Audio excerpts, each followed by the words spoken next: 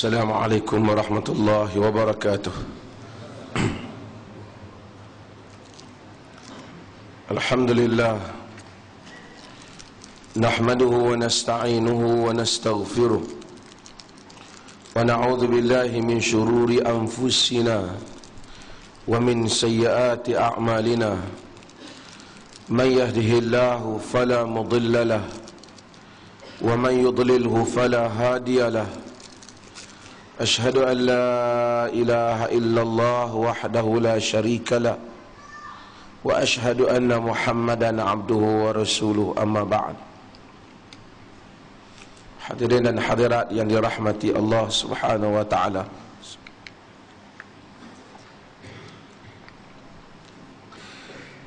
Saya sebenarnya baru sampai daripada Perlis. Hari ini ada mesyuarat Majlis Agama Islam yang dipengerusikan oleh Raja Muda Perlis dan saya ahli majlis. Cuma hari ini saya tengok ada dua perkara yang menarik. Satu perkara lah. Perkara yang pertama tu dah pada mesyuarat yang lepas. Keputusan fatwa oleh majlis ataupun jawatan kuasa fatwa Perlis, dia di dalam kerangka organisasi ni, jawatan kuasa fatwa tu dia satu badan. Atas pada jawatan kuasa tu dia Majlis Agama Islam. Selepas mereka berfatwa, mereka bawa perkara itu kepada majlis untuk di-endorse sebagai satu keputusan negeri. Dan isu fatwa yang telah siap dibincangkan, yang dibawa ke dalam majlis, ialah keputusan fatwa Perlis pada hari ini. Mereka juga bersidang pada pagi tadi, kami pukul 2, mengharamkan Tugu One Malaysia.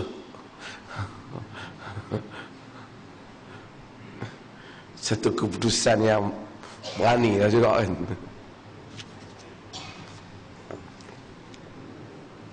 Dan sebenarnya bila mereka berfatwa, mereka dah bincang. Macam dulu saya jadi mufti, hal yang sama lah. Majlis fatwa dulu bincang dulu. Setelah dia bincang, baru dia bawa naik ke atas. Atas hanya mendengar lah penerangan mufti mengapa fatwa itu dikeluarkan. Oleh kerana ada kecenderungan sebahagian pihak, oleh kerana biasalah kita dalam negara ni, apabila naiknya satu pemerintah, mereka ada slogan mereka. Kadang-kadang pemerintah tu tak setara mana sangat, tapi yang kipas ke bawah ni lebih daripada yang atas lah. Jadi dengan itu timbul idea setengah pihak nak buat satu Tugu One Malaysia. Dan Majlis Fatwa atau Jawatan Kuasa Fatwa Perlis membuat keputusan melarang benda itu. Dia di Malaysia ni kita ada banyak lah, 14 jawatan kuasa fatwa bagi setiap negeri. Dan setiap negeri ada hak mengeluarkan fatwa sendiri. Tak semesti fatwa dia mesti sama dengan fatwa kebangsaan, tak semesti. Dia boleh fatwa kebangsaan kata lain, dia kata lain pun tak ada masalah. Kerana atas asas agama di bawah sultan. Jadi setiap sultan tu dia anggap ada hak dalam wilayah dia untuk menentukan dengan jawatan kuasa dah. Tak apalah, itu soal teknikal. Tapi asas kepada fatwa itu dikeluarkan kerana antaranya seperti mana kita tahu firman Allah, innamal khamru wal maisiru wal ansabu wa azlamu rijsun min amali syaitan. Sesungguhnya arak, judi, innamal khamru wal maisir wal ansabu. Ansab ialah perkara yang dipacak, ditegak. Kita istilahkan, terjemahnya biasanya berhala.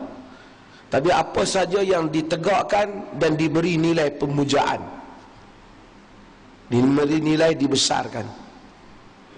Jika kita ingat, dalam negara kita dulu ada tugu. Sekarang dah tugu itu apabila dia diletakkan, mula-mula nak mengingati pahlawan, kemudian orang pergi tabib kat dia, kemudian pergi letak bunga kat dia, lama-lama panggil mufti baca doa depan dia. Dia macam berhala. Sebenarnya itu sekian lama amalan syirik yang dilakukan. Dan jika tuan-tuan masih ingat, semasa saya menjadi mufti, saya tu in future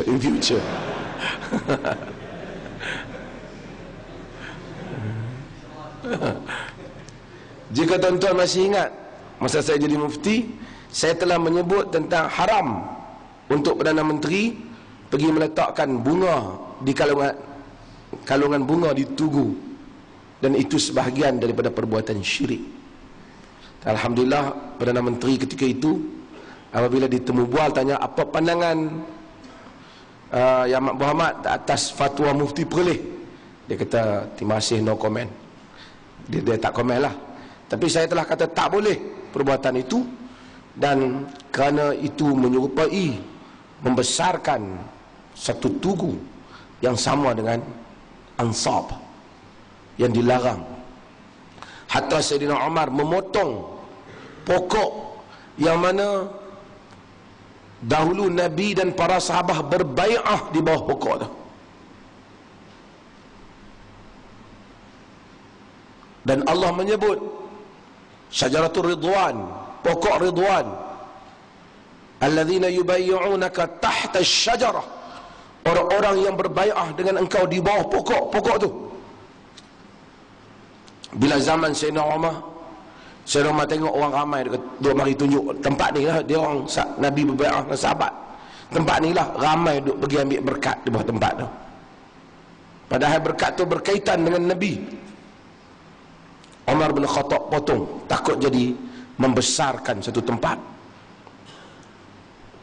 Kalau buat tuguan Malaysia, dibimbangi nanti apa-apa sebelum nak masuk kerja berdiri di hadapan Wan Malaysia.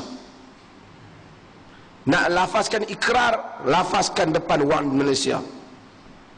Nak mendapat anugerah apa, pergi di hadapan Wan Malaysia. Maka dia membesarkan Sadd Zara'i'. Kita mesti cegah daripada awal. Maka keputusan fatwa, walaupun saya bukan dah ahli majlis tu, saya kena telah menjadi ahli majlis, ahli-ahli jawatan kuasa fatwa Perlis mengeluarkan keputusan mengharamkan tugu Wan Malaysia. Dan saya rasa ini adalah satu keputusan yang bagus, mengingatkan supaya tidak berulang apa yang telah berlaku dahulu. Dan ulama-ulama Perlis terkenal dengan sikap tegas dalam hal ini. Dulu Tuanku Said Putra, dulu apabila beliau pergi nak ke Perlis itu ada satu tugu. Apabila ada majlis, mufti tak datang. Ustaz Abdul Rahman, mufti dulu, bila dia tak datang, Raja telefon dia, pasal apa tak mai Ustaz majlis ni? Saya tak boleh pergi di tempat yang ada tugu dan membesarkan tugu. Dia kata kenapa tak abang rawai?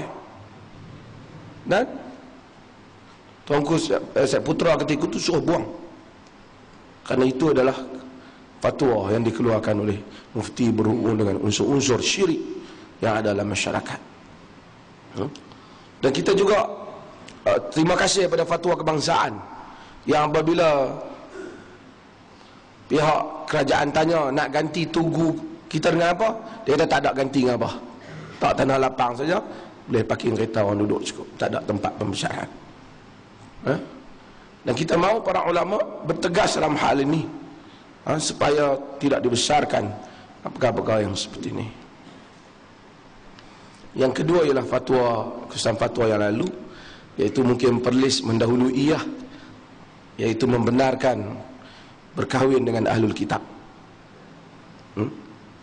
Ada orang murat permohonan, dia ni daripada luar negara, Kristian perempuan nak kahwin, atas fatwa yang baru dikeluarkan oleh polis membenarkan perkahwinan ahlul kitab, seperti mana yang Allah sebut, wal muhsanatu minal ladzina utul kitab, dan muhsanat di kalangan orang yang diberikan kitab. Wanita Kristian ni nak dibenarkan, tapi setelah masa dah nak kahwin tu berbincang, cakap kalau masuk Islam lebih baik dan seumpamanya, dia masuk Islam dulu sebelum kahwin. Tapi yang pentingnya adanya hikmah daripada keizinan itu menyebabkan dia nak pergi kahwin dan kemudian dia masuk Islam. Kita boleh benarkan, tapi lelaki hendaklah strong, hendaklah kuat dalam menegakkan syiar Islam, sehingga wanita yang berkahwin itu akan terikut dengan ajaran Islam. Wa an Abi Hurairah radhiyallahu an qala qala Rasulullah sallallahu alaihi wasallam sinfani min ahli an-nar lam arahuma qaumun ma'ahum siyadun ka'adnabil baqar yadribuna biha an-nas nisa'un kasiyatun ariyatun mumilat mailat ru'usin ka'asnimatil bukhti al-ma'ilah la yadkhulna al-jannah wa la yajidna rihaha wa inna rihaha la yujadu min masirati kadha wa kadha. Rawahu Muslim. Daripada Abu Hurairah radhiyallahu an, katanya, qala Rasulullah sallallahu alaihi wasallam, bersabda Rasulullah sallallahu alaihi wasallam, sinfan min ahli nar, dua golongan daripada ahli neraka. Ahli neraka ni banyak, tapi Nabi sebut dalam konteks yang nak cerita ni, Nabi nak cerita dua golongan. Ada lagi golongan yang lain, tapi kedua golongan yang lam arahuma, aku tak pernah tengok mereka. Artinya mana-mana yang Nabi pernah tengok, ada pada zaman jahiliyah yang Nabi pernah tengok, ataupun ada semasa Nabi masih hidup, maka tak termasuk di dalam hadis ni. Ramai duk cari muka surat apa? 638.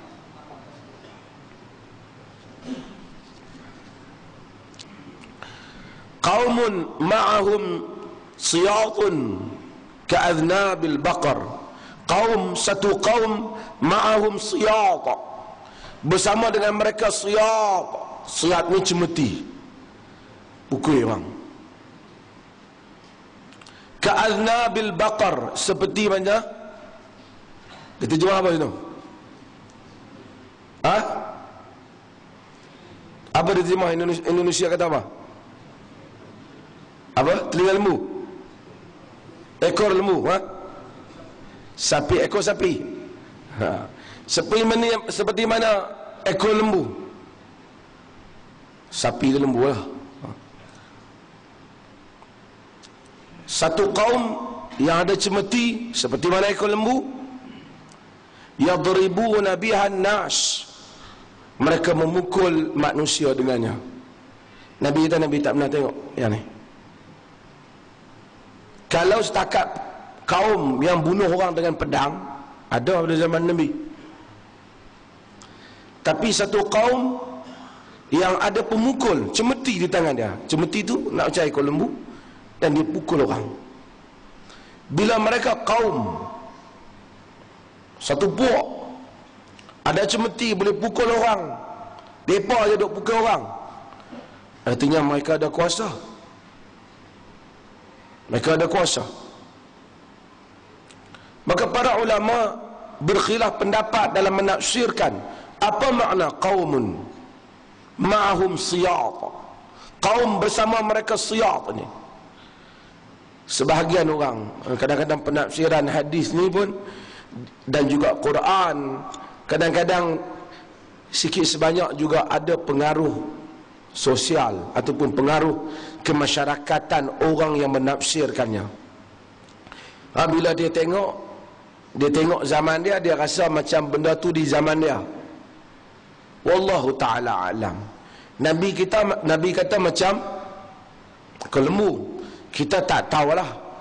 Tapi mereka ni kalau kita tengok baca kebanyakan penulis Arab, ulama Arab zaman lah, mereka kata pemerintah Arab lah. Pasal mereka marah kat pemerintah Arab. Mereka kata kerana pemerintah Arab ni ada tentera, ada polis. Yang polis tu dengan sewenang-wenangnya boleh pukul rakyat. Tapi tak tahulah adakah mereka pukul dengan cemeti yang demikian rupanya. Dan sebahagian kata memang di negara kami ada cemeti di tangan polis ni, boleh pukul siapa-siapa yang saja yang mereka tak suka. Wallahu ta'ala alam. Sama ada Nabi bercakap secara metafor, Nabi bercakap secara simbolik, yang mana bermaksud satu kaum yang boleh pukul orang, ataupun Nabi bercakap satu benda yang real. Itulah sifatnya. Dan saya wallahu alam, kalau setakat kaum pukul orang, semua zaman ada kaum pukul orang. Tapi Nabi sifatkan dengan sifat ini, barangkali telah muncul, barangkali belum muncul. Nabi SAW kata dia tak pernah tengok, tapi mereka ni akan muncul, mereka akan menjadi salah satu daripada golongan ahli neraka. Ahli neraka. Nisa'un. Kemudian yang kedua ialah wanita. Bila sebut wanita, ramai orang sensitif. Sebab orang sensitif, orang selalu gambarkan Islam, selalu dalil-dalil dia ni perkena orang perempuan. Ini tidak benar. Kesalahan dalil perkena orang perempuan ialah kesalahan ustaz-ustaz yang tak ada kerja, yang selalu baca dalil wanita saja masuk neraka. Tapi tidak, Barat salah faham dalam hal ni. Ada hadis tentang wanita, ada hadis tentang lelaki. Tak betul kalau kita dupi habang kata orang perempuan ni tak lama lagi hampa ni dupi masuk neraka. Jadi kadang-kadang macam tekanan kepada diskriminasi kepada wanita. Hadis-hadis Nabi SAW hendaklah dilihat dalam konteksnya. Islam bila datang pada satu zaman yang di mana manusia sebenarnya tak ada hormat pada wanita. Di Rom, pelacuran biasa kepada zaman Nabi datang. Di Parsi, anak-anak perempuan dagangan saja. Bahkan bapa mewarisi anak perempuan dia sendiri. Teruk. Dalam sebahagian di Greek dan seumpamanya, sekiranya suami membunuh, maka isterinya dihukum bunuh balas. Bukan suami dihukum bunuh balas. Dalam adat, dalam amalan Hindu yang saya sebut dulu, sati, sekiranya suami mati, dibakar mayat suami bersama dengan isteri dah. Dahlah suami-suami ni kahwin dengan anak dara muda, tentulah biasanya mereka mati dulu dan akan ditangkap dan akan dibakar. Inggris berjasa di sudut itu di India menghapuskan amalan sati. Inggris, kerana Inggris buang amalan ni kejam. Amalan ini dibuat atas nama agama. Kononnya suami dia masuk syurga, bakar sekali dengan isteri dia bagi masuk syurga sekali. Entah berapa ratus ribu juta wanita yang dibakar di India hanya kerana suami dia mati. Hatta dalam masyarakat Arab semasa kedatangan Nabi SAW, ditanam anak perempuan. Walaupun bukan semua mereka tak ditanam, tapi ramai yang tanam, sehingga ayat Quran turun, wa idzal mau'udatu su'ilat bi ayyi dzambin qutilat. Apabila anak-anak perempuan itu ditanya di atas dosa apa mereka itu dibunuh. Bila dapat anak perempuan, malu sebahagian masyarakat Arab. Islam bila datang sebut naikkan wanita sama dengan lelaki. Man amila salihan min dzakarin wa untha wa huwa mu'min falanuhyiyannahu hayatan thayyibah. Siapa yang beramal saleh dari lelaki dan perempuan dalam keadaan dia beriman, kami akan beri kepadanya kehidupan yang baik. Diberikan harta pusaka pada perempuan. Walaupun ada perempuan hari ini kritik tentang harta pusaka dalam Islam, tapi mereka lupa sistem Islam yang menyeluruh itu adil untuk perempuan. Walaupun perempuan walid zakar hadzu unsayain, bagi lelaki itu dua bahagian perempuan, yakni perempuan itu dua saja daripada memperolehi daripada lelaki. Tetapi sistem Islam keseluruhan adil kepada perempuan. Perempuan tak kena cari rezeki. Tak boleh kalau suami kata, abang, hari ni abang tak balik 3 hari, cik ambil duit cik beli ikan, suami kena bayar kat dia hutang. Sebab nafkah adalah tanggungjawab suami. Isteri boleh tuntut hal ni, dia tak wajib. Dan kalau dia kata saya tak mau kerja abang, dia tak wajib kerja. Yang wajib cari nafkah adalah suami. Adil Islam. Yang nak minang pun laki. Tak sama dengan ajaran Hindu. Yang pinang adalah perempuan. Dori itu, mahar itu dibayar oleh pihak perempuan. Sebab tu ada kes banyak di India, pembunuhan keluarga lelaki, bunuh menantu disebabkan gagal untuk membayar mas kahwin, ataupun kita panggil bayar mas kahwin lah. Dia bunuh keluarga, dia bakar dan seumpamanya.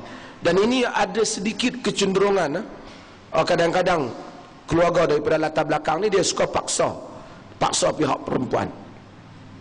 Pihak perempuan ni dia kena pinang laki, dia kena bayar semua, dia serah diri pada laki. Kalau dia mati pula, bakar sekali. Susah, orang tak mahu anak perempuan. Dan ada setengah golongan, hatta di kalangan, bukan semualah, di kalangan India Muslim, walaupun mereka dah Muslim, mereka masih lagi ada perasaan dapat anak perempuan ni tak berapa bagus. Ada perasaan itu kerana adanya kesan yang lama daripada ajaran ajaran Hindu itu. Tak apalah mereka nak demonstrasi ke apa, saya bukan kutuk menganut dia, saya cerita realiti kepada suatu agama. Berbeza dengan apa yang ada dalam Islam. Islam bagi memang 1/2, tetapi mahar tak perlu bayar, nafkah tak perlu cari, duit tu memang solid hak dia punya. Kalau abang dia dapat 10,000, dia dapat 5,000, abang dia banyak lagi tanggungjawab lain yang nak kena buat. Nak beli ikan, kau nak beli semua habis atas duit tu. Tapi dia 5,000 untouchable, siapa pun tak boleh sentuh. Suami dia tak boleh sentuh, hak dia untuk membelanjakannya. Kalau kita apply, kita laksanakan sistem Islam secara komprehensif, secara keseluruhan, kita akan tengok sistem tu cantik. Tapi bila tidak keseluruhan, dia tak cantik lah. Perempuan kena buat itu, dia kena buat ini, dia kena cari rezeki, dia kena apa semua, dia dapat pula 1/2. Lalu dia memberontak, dia kata Islam tak adil. Bukan Islam tak adil, masyarakat yang tidak melaksanakan Islam dalam erti kata yang sebenar. Macam juga dengan zakat. Kutip zakat memang cantik lah, dari segi kutip cantik, tapi kalau bila bagi tak cantik, jadi masalah juga, tak guna. Jadi dia tak boleh laksanakan Islam tanpa kutip ya. Tak laksana ketika bahagikan, maka tak sampai matlamat Islam tu. Hadirin dan hadirat yang dirahmati Allah. Demikian juga hatta hukum hudud, yang sebahagian pihak kadang-kadang ada yang gopoh, ada yang tak mau. Dia bukan soal Islam memotong tangan pencuri, tetapi melaksanakan konsep keadilan itu secara menyeluruh. Jika dipotong tangan pencuri tapi tidak diberikan, dihidupkan keadilan dalam masyarakat, hak orang miskin, hak supaya tidak ada tanggungjawab memastikan masyarakat bersih dari rasuah, bersih daripada korupsi, bersih daripada penyelewengan harta, setiap orang berhak mendapat haknya, peluang pekerjaan yang adil, kehidupan yang adil. Itu jika tidak dibuat, hanya kita fokuskan nak potong tangan pencuri, kita tak akan dapat melihat keadilan Islam. Tidak kondusif suasana yang seperti itu untuk dicadangkan hukum. Maka salah faham orang apabila menganggap negara Islam itu ialah negara yang memotong tangan pencuri. Negara Islam ialah negara yang memberikan hak dan keadilan kepada rakyat, dan adanya prevention dalam mengatasi jenayah. Salah satu mekanismenya hudud. Bukan kesemua negara Islam itu difokuskan kepada isu hudud. Pemerintah yang adil memberikan hak kepada rakyat, menjadikan rakyat dapat makan. Pemerintah yang tidak korupsi, semua harta diberi secara adil dan tak sama. Itu adalah pelambangan keadilan yang dikehendaki oleh Islam. Selepas semua itu adil, semua orang tidak dizalimi, semua orang jika tak ada makan, rakyat yang berlaku ta'awun, tolong menolong, al-muslim akhul muslim, orang Islam saudara orang Islam. Kau tak ada makan, kau boleh pergi ke Baitul Mal, orang Islam boleh pergi kau makan. Kalau tak ada pekerjaan boleh bagi. Tapi dia memilih jalan untuk mencuri, maka kita potong tangannya.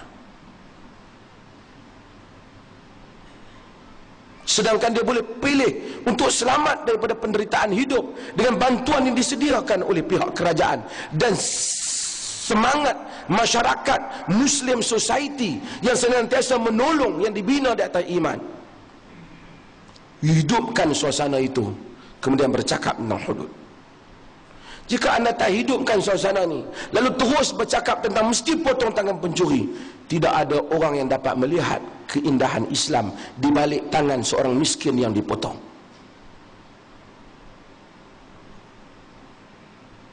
Maka fiqh, memahami Islam secara keseluruhan, ialah tanggungjawab kita untuk bentangkan kepada masyarakat di era ini, supaya mereka tahu apa yang patut didahulukan dan yang kemudiankan. Nisaun, wanita, kasiyatun, yakni berpakaian, kasi yakni menutup. Walaupun al-Imam Nawawi ada tafsiran dia sendiri, kasiyat yakni dia diliputi dengan nikmat, tapi kasiyat maksudnya dia menutup diri dia, maksud berpakaian. Ariyat dia bertelanjang. Walaupun Imam Nawawi sekali lagi menafsirkan secara metafor dengan menyatakan kasiyat bermaksud dipenuhi nikmat, ariyat bermaksud telanjang dari kesyukuran. Itu satu penafsiran. Tapi secara literal, secara zahirnya, hadis ni bermaksud kasiyat dia ada pakaian, ariyat dia bertelanjang.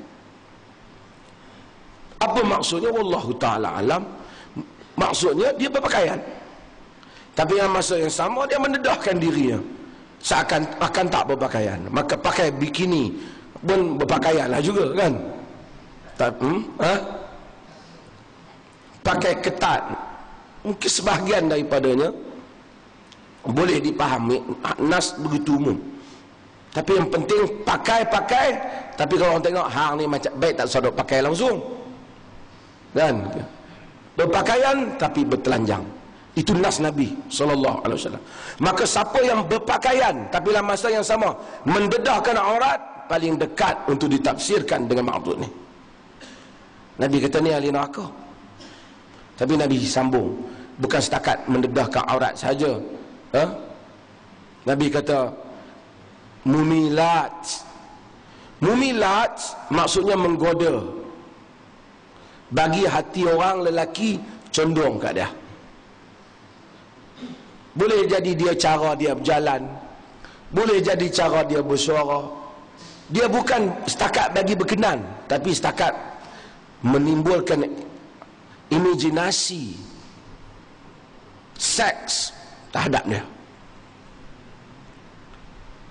Dan kita tahulah, tuan-tuan tengok daripada yang rasmi, fashion show, tak termasuklah apa dah, festival Islamic apa dulu itu ni, Islamic fashion yang tak apa-apa tu kan, ke fashion show yang cara dia berjalan dengan catwalknya, dog walknya kan, jangan cara dia berjalan itu, sehinggalah kepada wanita dalam kehidupan harian yang berjalan berpakaian, tapi dia berjalan bersuara yang boleh menimbulkan cenderungnya lelaki kepada dia. imajinasi, kehendak nafsu laki dibangkitkan dengan dia, termasuk dengan dia pakai wangian yang bila orang cium wangian tu saja dah pening. Dulu terpaksa kononnya kena pergi cari bomo untuk diminta minyak wangi, hak bila pakai orang sangkut. Sekarang dunia saintifik, orang boleh buat macam-macam jenis minyak wangi yang mahal, perfume yang mahal-mahal, sekali cium saja merangsang lelaki. Boleh tak pakai? Boleh lah bagi isteri kita pakai. Tapi orang yang tak berkahwin nak pergi bagi orang lain bau, ia termasuk dalam makna hadis ni. Termasuk dalam makna hadis ni. Ma'ilat, dia sendiri cenderung untuk melakukan perkara yang tak baik ataupun perkara yang buruk dengan orang lain.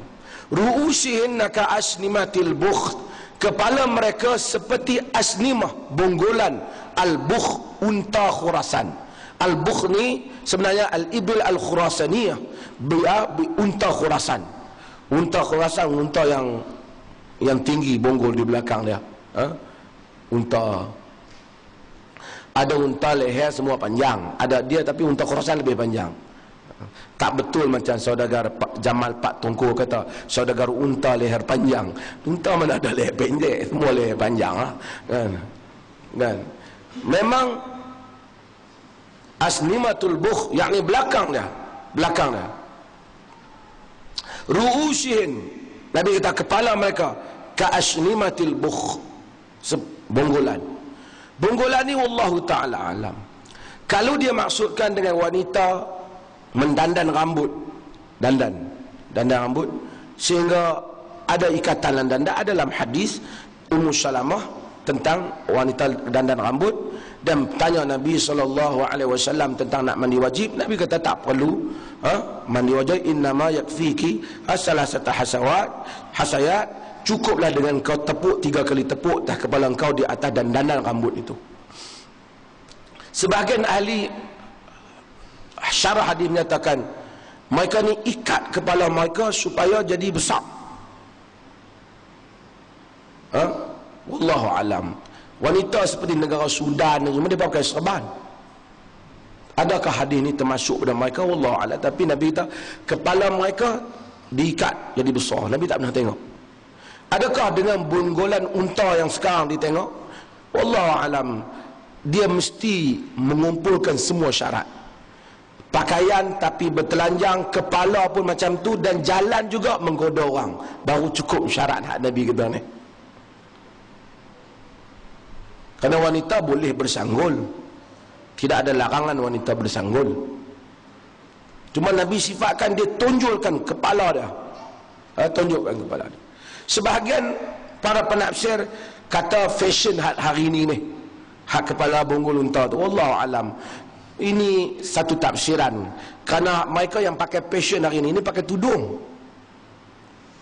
Ini berpakaian tapi bertelanjang. Dan wallahu alam, dulu ada kita tengok fashion yang pakai ketat, simpul-simpul rambut naik atas ni, kan? Ini zaman tu adalah kebaya 60-an ke 70-an. Allah alam, boleh jadi mereka ni apapun yang perlu wanita buat, elakkan diri daripada menyamai ciri-ciri ni. Ulama tafsir macam-macam, tapi Nabi sebut yang penting, Nabi sebut ciri-ciri ni, kita elakkan ciri-ciri ni. Ciri-ciri ni la yadkhulul jannah, tak akan masuk syurga. Dan ni wanita ni. Ini tentang masalah aurat. Sebelum tu, adakah orang yang tak tutup aurat tak masuk syurga? Masuk syurga jika dia muslimah. Tetapi Allah Subhanahu wa taala tak akan menjadikan dia masuk syurga bersama dengan orang-orang yang awal masuk, kerana dosa, dan dosa ni mesti ditebus, melainkan jika amal baik dia mengatasi dosa dia. Hadirin dan hadirat, ulama-ulama Islam itu sendiri khilaf tentang aurat wanita. Ada yang menyatakan keseluruhan tubuh wanita adalah aurat, sehingga mereka tak boleh menzahirkan apa-apa melainkan pakaian mereka. Kita tak kenal apa. Wallahu ta'ala alam. Pandangan ni agak ekstrim dari satu sudut lah. Saya bukan kata salah ke apa, agak, maksudnya agak keras daripada satu sudut. Sehingga wanita muslimah tu kita tak kenal dah. Suara pun tak boleh kenal, siapa pun tak boleh kenal, laki dia saja boleh kenal. Kalau orang lain pakai pun pakaian tu pun kita tak tahu. Ada yang menyatakan mereka boleh buka satu mata belah kanan. Ada yang menyatakan mata belah kiri. Fatwa ni macam-macam kan. Ada yang menyatakan dua-dua mata.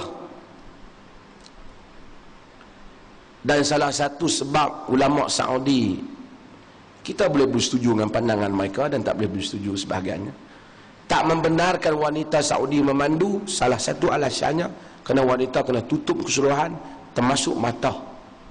Jadi bila dia pandu, dia kelabu. Wallahu alam.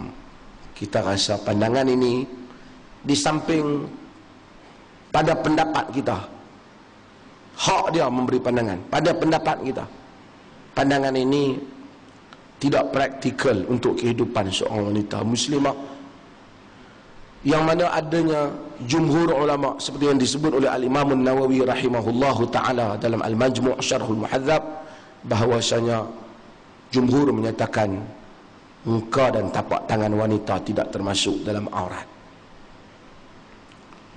Dalil dalam masalah ini banyak yang kita pernah sebut. Antaranya Al-Quran menyuruh qulil mu'minin an yaghudduna min absarihim, suruh orang mukmin tundukkan pandangan mereka. Kalau dah wanita dah tutup macam tu, kenapa nak tunduk pandangan? Ternyata mereka tidak tutup muka mereka, sehingga Quran menyuruh kita menunduk pandangan. Dan Nabi SAW dalam hadis, apabila orang datang, termasuk hadis Al-Fadl bin Abbas, apabila Fadl jadi ridfan Nabi SAW, ikut di belakang Nabi, datang seorang wanita bertanya Nabi, semasa Nabi melakukan haji, hadis kata wa kana imra'atan hasna, dia adalah seorang wanita yang cantik. Rawi itu boleh sifatkan dia wanita cantik. Faja'ala Fadl yanzuru ilaiha wa tanzuru ilaihi, menyebabkan Fadl sepupu Nabi ni duk tengok kat perempuan tu, perempuan tu tengok kat Fadl. Artinya dia tak tutup. Lalu Nabi SAW pegang kepala Fadl, pusing. Ibnu Abbas kata, apa siapa yang pergi pusing kepala Fadl? Nabi kata tengok orang muda, tak tengok orang muda. Nabi lunak, baginda lunak dalam hal tu, bagaimana terus duk tengok sangatlah. Tapi artinya boleh nampaklah wanita. Dan bila mereka bangun tanya Nabi SAW, sahabat boleh mensifatkan perempuan ini, perempuan ini, perempuan ini. Dan antara hadis yang jelas ialah hadis di mana yang diriwayatkan oleh Al-Imam At-Tirmizi dan lainnya, hadis yang sahih di mana seorang wanita lalu Nabi SAW ajar. Nabi ni Allah takdirkan dia nak ajar kita. Bila lalu seorang wanita, Nabi duduk dengan para sahabat Nabi SAW, kemudian Nabi masuk. Kemudian hadis Bilal bin Rabah, kemudian Nabi keluar, rambut Nabi dalam keadaan basah. Sahabat SAW bertanya, Rasulullah, akana syait, wahai Rasulullah, adakah berlaku sesuatu? Nabi kata, marrat bi fulana fawaqa'a fi qalbi syahwatin nisa, telah berlaku lalu satu orang fulanah, perempuan tertentu, tak sebut dalam hadis, maka timbul dalam hatiku syahwat kepada perempuan. Nabi sendiri, lalu aku mendapatkan sebahagian daripada isteri aku. Nabi mengajar contoh yang praktikal. Perempuan tu lalu, pertama hadis itu menunjukkan perempuan yang lalu tu Nabi nampak muka dia, tentu mungkin dia perempuan yang cantik, maka timbul keinginan kepada perempuan, syahwat kepada perempuan. Nabi, kerana Nabi bashar, Nabi manusia, Nabi buat apa? Nabi masuk dan mendapatkan isterinya. Sebagian riwayat kata baginda mendapatkan Zainab, isteri dia. Nabi kata fadzalika fafa'alu, yang demikian itulah kamu patut lakukan. Bila kita tengok orang perempuan, kita rasa timbul syahwat, maka kita dapatkan yang halal, iaitu isteri kita. Orang kata takkanlah Nabi macam tu. Ya, itu bashar, Nabi bashar. Tapi kalau satu orang lelaki tengok perempuan, aku perempuan mana tengok pun tak berasa apa, itu pun penyakit. Itu bukan lelaki yang hebat, itu tanda lelaki yang sudah tewas. Jadi lelaki yang apabila dia tengok perempuan ada perasaan, dia lelaki lah. Kalau kita kata saya ni tengok lakinya tak rasa apa, kita kata hang ni kacau, elok pergi berubat lah, kan? Jadi kadang-kadang orang dia baca hadis, dia tak faham bahawasanya hadis Nabi berinteraksi. Qul innama ana basyarun mislukum yuha ilayya annama ilahukum ilahun wahid. Katakanlah aku adalah manusia yang seperti kamu, diwahyukan kepadaku Tuhan kamu adalah Tuhan yang satu. Maka dengan itu Nabi sendiri praktik. Kita pun bila pergi mana-mana nampak perempuan mana berkenan, balik dapatkan isteri kita. Bila tengok perempuan kat jalan tu comel, lawa dah, balik dapat isteri kita. Isteri kita pun kena sentiasa lawa lah. Bila tengok di jalan tu lawa, balik-balik isteri Allah. Tengok apa nasi pun tak lalu. Kalau itu berat lah kan. Bukan kata orang, nasi pun tak lalu, kita tahu lah. So sebab itu wanita kena sentiasa menghiaskan diri dia untuk suami dia. Ni orang perempuan ramai kita kempen lah kan. Lain kali bawa lagi semua mai kita kempen lagi ya? Jadi dia mesti menyiapkan. Kata Ibn Abbas, tazayyantu li zawji kama tazayyana li. Aku ini bersolek untuk diri, untuk isteri aku seperti mana dia bersolek untuk aku. Suami pun kena ada elok lah juga kan. Kalau dia tengok muka dia, Allah serabut lah suami aku ni. Kalau dia tak balik pun lega, tengok muka pun serabut dah. Jadi dia pun kena segak. Yang main-main IQ ni jambang kena kemas, misai kena elok, baju kena elok, kopiah pun kena, kalau boleh masa beli tu tak ada kelang ke tepi ni. Sampai hari ni pun kira tak ada kelang lah. Jadinya kita Muslim jaga hal-hal yang seperti ini. Yang pentingnya ialah Nabi SAW ajak benda yang praktikal. Hadis itu memberi makna bahawasanya wajah wanita bukan aurat. Maka itu lebih praktikal. Saya tak mau petikai lah kalau pergi di Saudi, mereka keraslah pandangan muka perempuan ni aurat. Terpulanglah. Kita mengambil yang baik dan kita berbeza pendapat dalam benda yang kita boleh berbeza. Tapi saya melihat apabila mereka pergi ke barat, saya rasa wanita barat agak takut dengan wanita Islam. Kalau mereka semua bungkus, dan bila nak makan pun terpaksa mencari sudut-sudut yang mana untuk disingkapkan pudah mereka untuk disuap nasi ke dalam mulut mereka. Walaupun itu adalah hak mereka dalam berpakaian, tetapi memberikan satu, kadang-kala memberikan mesej yang kurang jelas kepada setengah pihak mengenai hakikat Islam. Tak apalah, kita tak kata, walau macam mana pun kita percaya wanita yang berpurdah itu lebih baiklah daripada wanita-wanita yang tak menutup aurat. Tentulah dia hanya berbeza dalam masalah khilafiah ni. Masalah ni khilafiah, khilaf di kalangan para ulama. Okey, Nabi kata la yajidna rihaha. Sebelum tu tak bau syurga. Kemudian ada pandangan yang diluaskan sehingga menyatakan bahawasanya bukan saja muka dan kedua tangan, maka pergelangan kaki wanita juga tidak termasuk di dalam aurat, kerana dikecualikan ataupun dikecualikan disebabkan susah untuk wanita menutup kedua belah kawasan ini. Sekarang mungkin ada stokin, tapi bayangkan pada zaman dahulu, zaman Nabi, macam mana wanita nak bungkus kaki mereka? Mereka hanya ada peluang dengan melabuhkan pakaian mereka, terutama mereka bekerja dan seumpamanya. Wanita juga kena membantu suami mereka di ladang dan seumpamanya, seperti hadis isteri Zubair ibn Awam yang menolongnya. Jika sekiranya kaki wanita ni ditutup, disuruh tutup juga, nampak kepayahan syariat di situ. Maka di situ timbulnya pendapat dalam mazhab Abu Hanifah yang mengecualikan kaki wanita ini daripada dimasukkan ke dalam, dikecualikan daripada diwajibkan untuk tutup. Maka kita tengok sebahagian wanita tidak memakai stokin, walaupun kita kata yang paling afdal hendaklah mereka pakai stokin kerana hadis muka dan tapak tangan, tapi ini juga telah dihujahkan oleh sebahagian para ulama.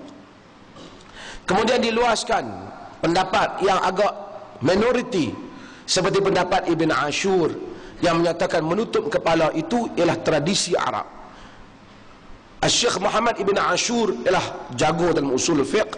dan maqasid syariah yang menganggap syariat itu berkaitan dengan budaya Arab.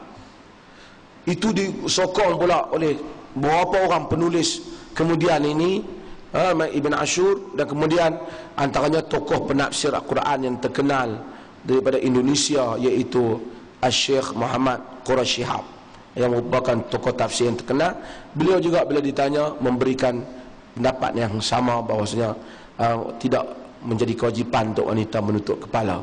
Hal yang sama dikandarkan kepada pendapat Buya Hamka, pendapat yang sama. Tapi kita menganggap ini adalah pendapat minoriti, yang pendapat majoriti jumhur para ulama ialah muka dan tapak tangan boleh didedahkan, selain daripada itu badan dan tubuh wanita adalah aurat.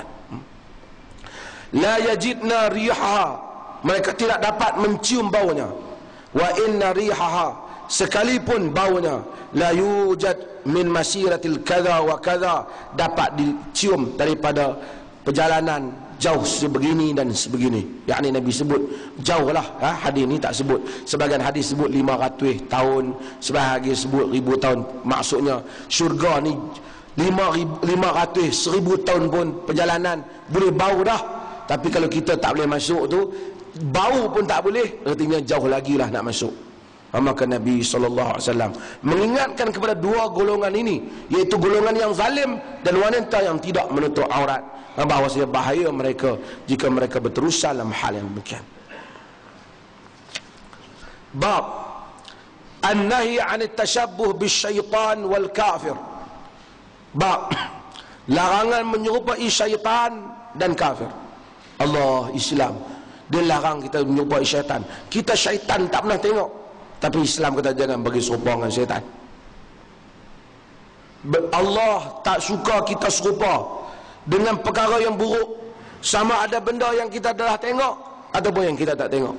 Syaitan yang mana kita tak nampak pun, Nabi tolong habaq sifat dia supaya kita tak serupa dengan dia.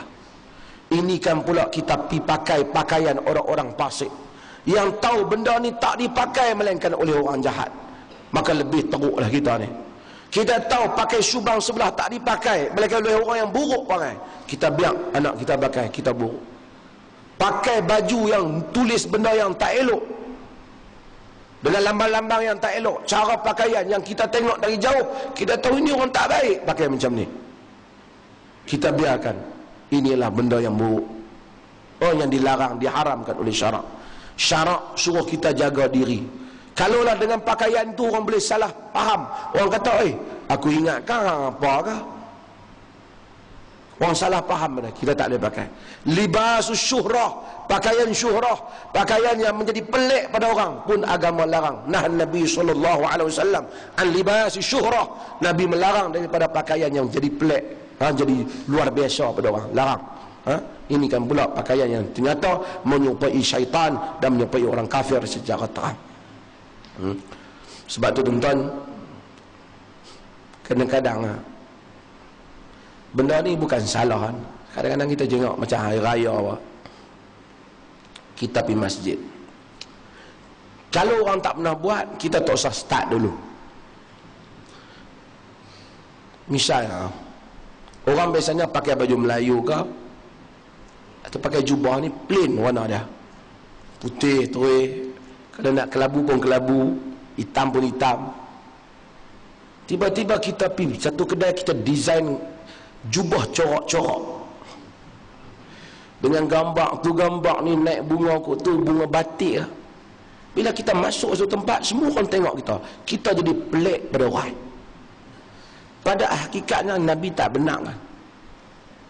Nabi tak suruh kita ni pergi jadi perhatian dalam benda yang tak untung. Hang ni pelik pada orang, sama ada hang terlebih advance ataupun hang ada gangguan mental. Jadi kita dilarang. Tak tahulah, mungkin boleh diluaskan. Macam tu juga kenderaan. Hak Jepun buat tu kadang-kadang elok dah. Dia pergi make up kereta dia sampai lalu kat kampung, semua orang heran. Kereta hantu apa macam tu?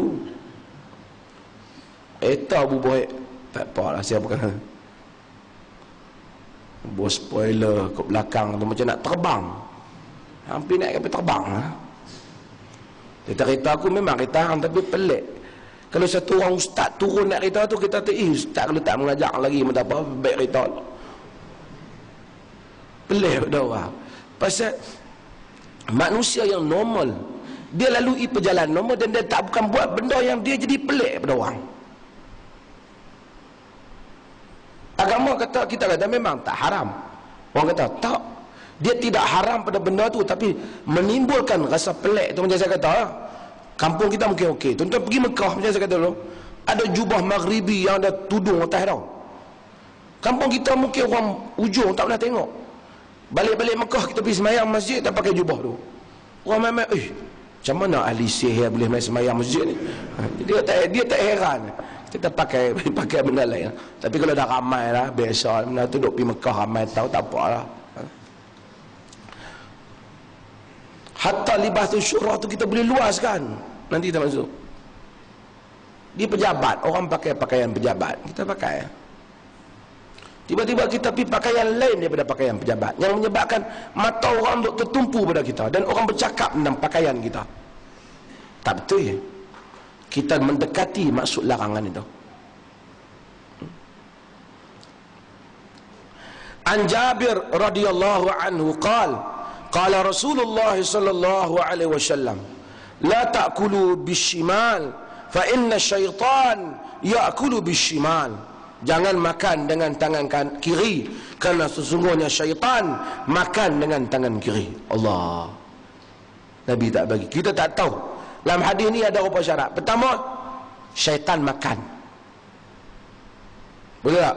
Syaitan makan. Nabi kata syaitan makan, maka syaitan makanlah.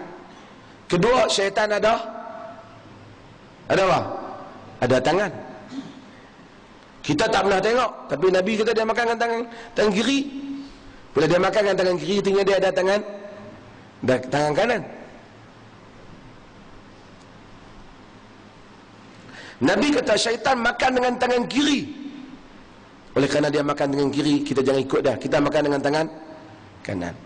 Islam ni benda yang baik, semua tayammun. Dia suka belah kanan.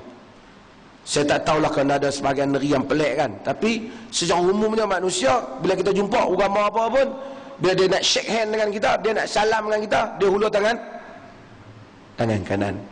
Tak ada lagi turun-turun, nah tangan kiri bagi. Kalau dia bagi tangan kiri pun, kita pegang dengan tangan kanan, kita anggap mungkin tangan dia sakit ke apa sebelah kan. Tiba-tiba makan ni benda baik, ada unsur barakah hidup. Nilai orang Islam, dia makan dengan tangan kanan. Ini kita dah sebut banyak kali lah. Kadang-kadang kita pergi tengok di kedai makan, orang Islam makan, Allah, dia cedok tangan kanan, dia suap tangan kiri, dia tikam daging tangan kiri, dia suap dalam mulut dia. Kadang-kadang kita tengok lebay di atas kepala dia, kita rasa tak syok. Benda basic dia menyerupai syaitan. Dan orang dia biasa minum tangan kiri, pegang air minum. Kalau kita tengok, kita bagi tahu minum tangan kanan. Satu orang penceramah dalam satu majlis, dia ni penceramah ni orang luar. Tapi saya tak tahu sesuai ke tak. Dia ceramah hebat lah. Tapi tengah ceramah tu dia minum dengan kiri. Dia cakap agama.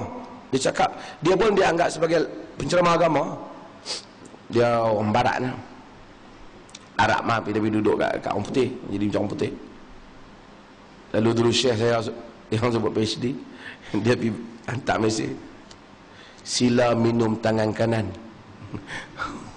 Dia merajuk terus, tak mau minum. Kita betul lah orang nasihat, minum tangan kanan. Kita pergi makan dengan orang kan, basic amalan kehidupan. Anak kita, jangan kita biar dia biasa. Dia tengok dia pegang tangan kiri nak kanan. Nabi yuhibbut tayammun, suka kanan. Dan orang Islam standard dalam benda ni, semua makan tangan kanan. Artinya kalau kita letak satu meja panjang, 200 orang Islam, kita tengok yang bergerak semua belah suap mulut belah kanan. Tapi tiba-tiba ada yang duk suap belah ni, kita kata dia ni mungkin sama ada tidak Muslim ataupun Muslim yang tak menghayati agama dia. Sangat basic. Tuan-tuan boleh pergi tengoklah di pejabat, tengok di kedai makan, macam mana orang makan.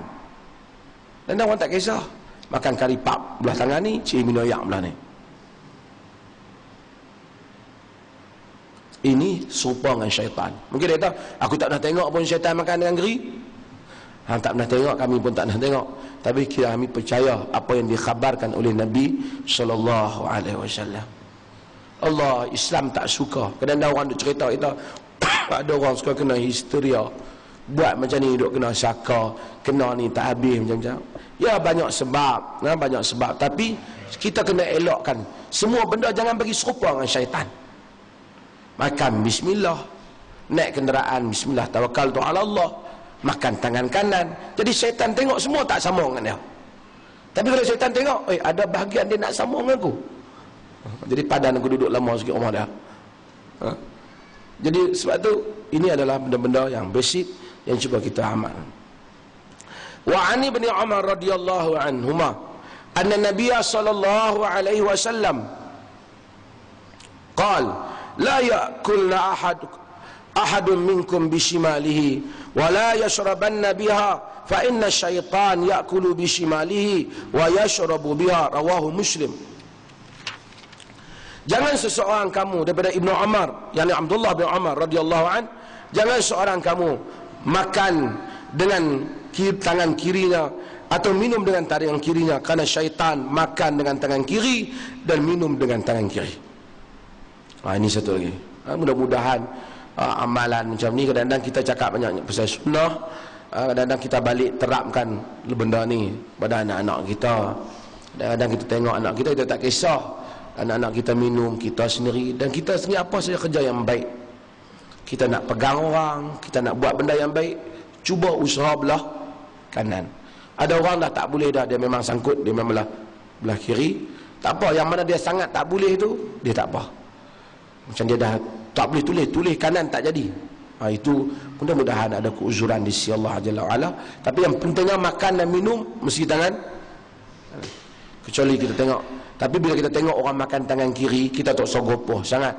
Kita tak tahu kok dia sakit ke tangan kanan tak boleh angkat ke. Dan kita tahu bahawasanya Sayyidina Umar bin Khattab, apabila orang datang ke Madinah, dia jamu makan, dan dia pernah jamu makan seorang tentera Islam tu, dia makan dengan tangan kiri. Umar tengok dia, Umar kata, kul biyaminik, makan dengan tangan kanan. Dia diam. Dia kata, yamini masyghul, tangan kanan saya sibuk. Umar kata, makan dengan tangan kanan. Tangan kanan saya sibuk. Lepas habis Umar dia tak apa hati, duk makan dengan kiri.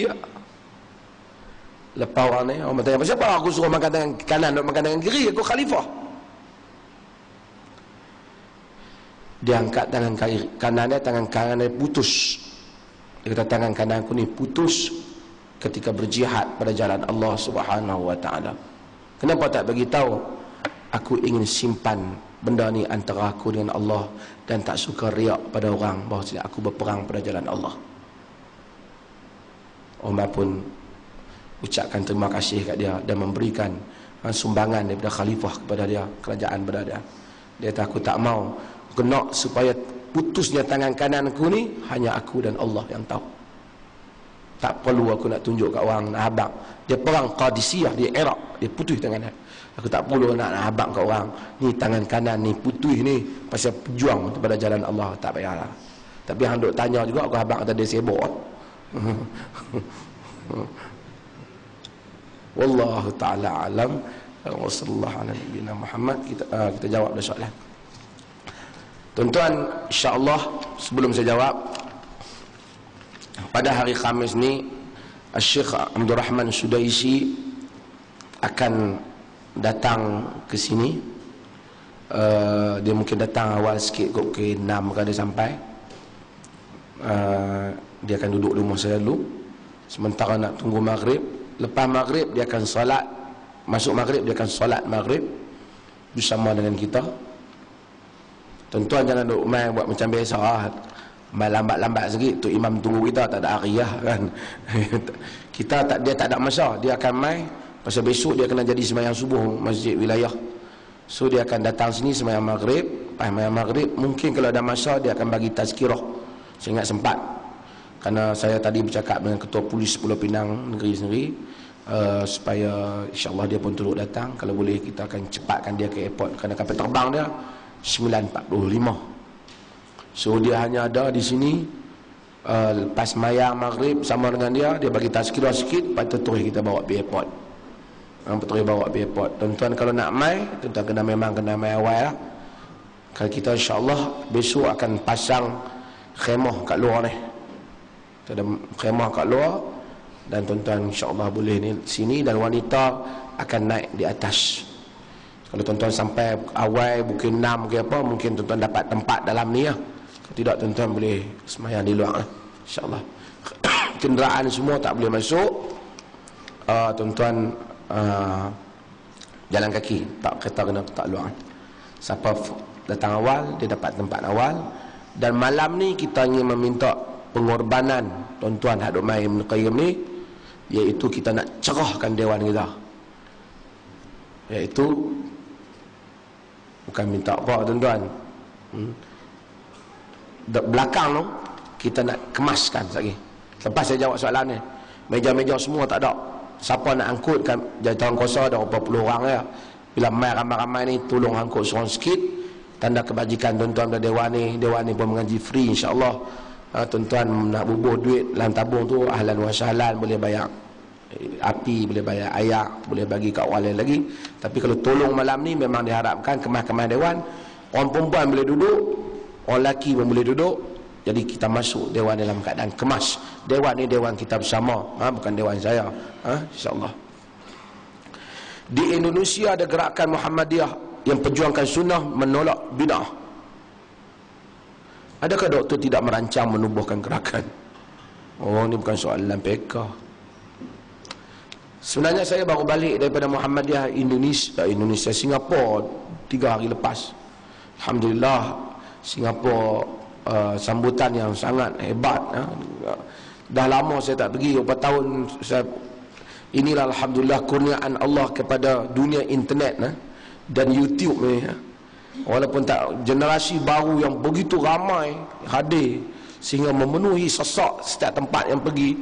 Kebanyakan mereka dah mendengar kuliah-kuliah saya, walaupun kali pertama jumpa saya melalui YouTube, melalui internet. Terima kasih kepada kawan-kawan kita yang usaha memasukkan ceramah-ceramah dan kuliah-kuliah ni ke dalam YouTube yang memberi manfaat kepada banyak pihak. Adakah perlu doa iftitah ketika solat sunat? Seperti biasa, sunat mana pun adalah kita baca doa iftitah, dan doa iftitah ni banyak. Sama ada Allahu akbar kabira walhamdulillah katsira, ataupun Allahumma ba'id baini wa baina khataayaya kama ba'adta bainal masyriqi wal maghrib, sehingga akhirnya baca banyak jenis-jenis doa iftitah. Syekh Muhammad Nasiruddin Albani rahimahullahu taala dia senaraikan bacaan-bacaan doa iftitah tu, tuan-tuan boleh ambilnya dalam sifat salatun Nabi sallallahu alaihi wasallam. Jadi boleh ambil dari situ. Cumanya Aisyah radhiyallahu anha dia meriwayatkan Nabi semayang sunat sebelum solat subuh agak cepat, sehingga aku tertanya, kata dia baca Fatihah ke tak? Maksudnya bukan tak baca tapi cepat. Kalau itu kemungkinan juga ada kemungkinan tak baca. Tapi dia maksudnya Nabi tak lama berdiri semasa solat sebelum subuh. Solat sunat sebelum subuh. Kemungkinan ketika itu baginda tidak baca iftitah, ada kemungkinan. Tapi secara umumnya hadis-hadis Nabi sallallahu alaihi wasallam baginda baca iftitah, kita pun baca iftitah. Ada banyak jenis iftitah ni, kita pilihlah daripada semua hadis-hadis Nabi sallallahu alaihi wasallam yang Nabi baca. Ada lagi soalan? Ya.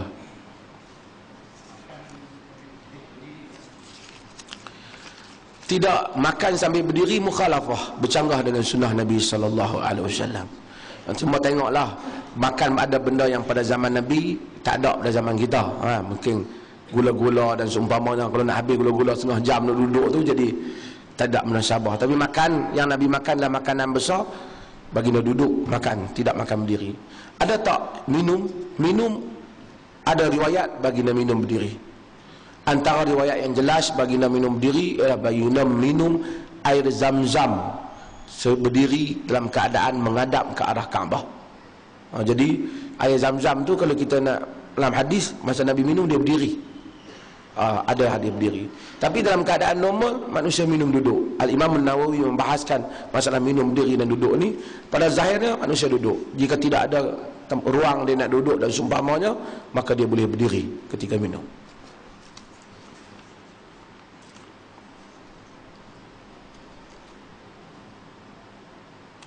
Apa hukum seorang mahukan niat solat sunat menjadi fardu ketika solat? Macam mana ni? Apabila dia niat, maksudnya masa dia takbir tu maksud solat dia. Kita tahu niat ni di mana? Niat fi qalb, azam di dalam jiwa kita ataupun dalam jantung hati kita bahawasanya kita nak solat. Bukanlah niat tu dengan apa yang dipahami Allah. Itu bukan niat. Itu dia mengatur kata-kata di dalam minda. Dia kata imrarul kalimat ala zihn, menjalankan kalimat dan zihn. Itu bukan niat. Tampak nyamuk pun ada niat, nak minum pun ada niat, saya cakap ni ada niat. Kalau niat tu nak kena duduk sengap dulu, sebut dulu baru masuk niat. Artinya kalau orang kaparang kita mati, dia kata saya tak lafaz pun, ataupun saya tak kata pun sengaja aku nak bunuh hang, maka dengan itu Tuan Hakim saya bunuh tanpa niat. Tak boleh. Bunuh dengan niat. Pegang parang cantai orang tak ada niat apa lagi.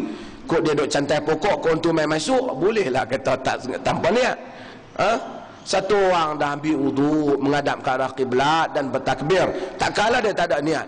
Ini kata Ibnu Taimiyah, talafuz bin niyah, melafazkan niat. Dan kita tahu ada pandangan talafuz bin niyah, kata Ibnu Taimiyah, naqisun fil aqli wad din, ada kurang pada akal dan agama, kata Ibnu Taimiyah rahimahullahu taala. Dr. Yusuf Al-Qaradawi menyebut benda yang sama. Dia kata tidak pernah berlaku di kalangan salaf bila mereka nak salat, mereka kata aku nak salat. Dia nak wudu, aku nak wudu, mereka lafaz. Tak pernah berlaku. Yang ada Nabi menyebut tentang umrah, labbaik ya umrah, labbaik selamat umrah, iaitu tanda baginda memulakan umrah. Itu bukan dia kategorikan niat, itu lafaz bahawasanya menzahirkan keazaman ataupun menzahirkan bahawasanya baginda memulakan umrah, termasuk dalam sunat. Al-Imam Syafi'i rahimahullahu taala, Nawawi sendiri menyebut ada orang salah faham terhadap lafaz Asy-Syafi'i rahimahullahu taala. Syafi'i menyebut bahawasanya innahu laisa kas-salah la yadkhuluha, tentang puasa, innahu laisa kas-salah la yadkhuluha illa bil lafz, sesungguhnya semayang itu sesungguhnya puasa itu bukan seperti innahu laisa kas-saum la yadkhuluha illa bil lafz, sesungguhnya semayang itu bukan seperti puasa, orang tak masuk semayang itu melainkan dengan lafaz. Orang faham lafaz tu lafaz niat. Kata Imam Nawawi sendiri, walaupun Nawawi ada menyebut juga tentang niat, tapi dia kata maksud Syafi'i rahimahullahu taala bukan lafaz niat, tetapi lafaz Allahu Akbar. Buktinya dia tak pernah ada dalam kitab dia dia sebut kena lafaz niat, dia tak pernah sebut. Tak pernah sebut. Maka dengan itu bukan nak kita nak balah dalam hal ni, tapi kita tahu bila kita kata niat, main-main satu orang pang tampak kita, pasal bang pukul aku, tak maaf lah, tak sengaja, tak ada niat, boleh. Hang tak ada niat apa, aku tengok tadi hang sengaja daripada namai kat aku tampak, tapi aku tak kata sengaja aku nak tampak hang nak bagi hang sakit, aku tak kata. Kalau nak tampak tu dengan niat baru boleh jadi. Nak tampak apa? Kenapa? Niat tak masuk. Banyak lalat dan nyamuk yang tak mati kan. Nak tampak nyamuk, pasal apa? Tak masuk niat, nak tampak tak pi. Macam orang nak takbir 3-4 kali takbir tak jadi, Allah. Pasal apa? Niat tak masuk. Allah. Bila satu orang niat tu azam nak buat satu benda, semua orang tahu. Apabila kita tahu kita nak buat apa, berarti kita ada niat. Kita ada niat. Maka kita berkata Allahu Akbar. Tapi masa kita kata Allahu Akbar, kita dah ingat kita solat 2 rakaat apa? Subuh. Sunat subuh. Lepas tu kawan kita duk ni, dia main kat belakang, ni ayah hang sudah hari ni orang nak pergi dah ni. Kata pun bagi salam doa. Kata tak main sunat, tak main subuh ah. Kali kita tadi pun 2 rakaat, kira yang tua subuh. Tak boleh. Pasal kita dah niat solat sunat, kita wajib buat yang Yang fardu tak boleh kita anggap tengah-tengah, tak apalah yang ni lah aku tukar jadi fardu pasal dia duk kalut sangat, tak boleh. Mesti kita, kerana niat itu membezakan hukum, membezakan hukum. Niat beza, niat membezakan keadaan. So kita tengok niat boleh membezakan halal dan yang haram. Orang naik pokok moktan, orang naik pokok nyok, kalau dia terlepas tangan kerana nak bunuh diri, dengan dia terlepas tangan kerana rengga gigit dia, hak satu mati masuk neraka pasal bunuh diri. Hak kedua mungkin Tuhan ampun, saya cari rezeki, binatang gigit tak sengaja jatuh. Walaupun perbuatan jatuh sama, tapi kerana kejadian, maksud yang berbeza, hukum yang berbeza.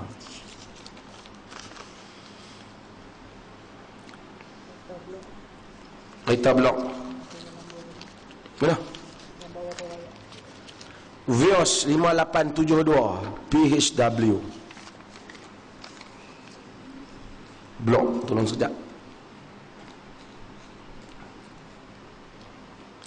Apa hukum seorang yang telah solat subuh sendirian, kemudian ada jemaah lain yang solat berjemaah, dia ikut solat berjemaah tersebut untuk mendapatkan pahala solat berjemaah? Harus dia melakukan demikian itu, bahkan dia mendapat pahala untuk yang kedua, atau dapat pahala untuk kedua.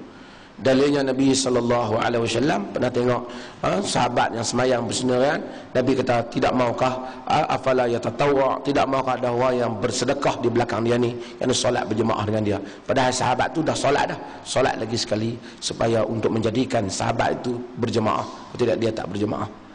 Hal ni boleh, yang sama kita solat di rumah, di masjid, balik-balik bini kita, abang lah, jom kita solat sekali. Abang mayang dah, dia kata boleh tak dia solat lagi sekali untuk menjadikan isteri kita berjamaah?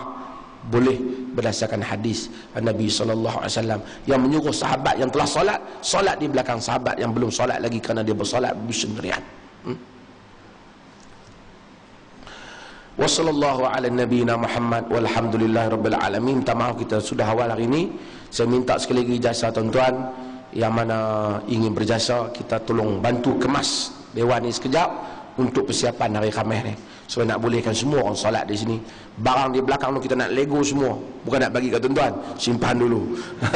Jadi simpan dulu di belakang supaya membolehkan semua orang solat, insya-Allah.